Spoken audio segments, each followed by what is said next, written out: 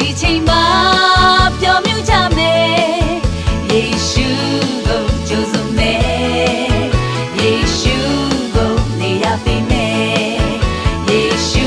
ကိုကြိုးစုံမယ်ယေရှုကိုနေရပေးမယ်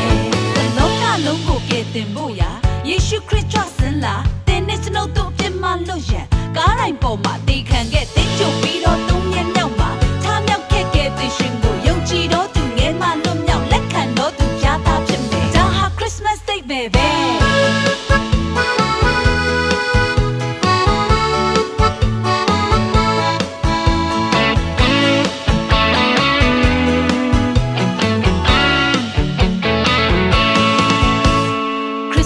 ချိန်ရောက်ပြီးပျော်မြူးကြမယ်တငယ်ချင်းတို့ရဲ့ Christmas ချိန်ရောက်ပြီး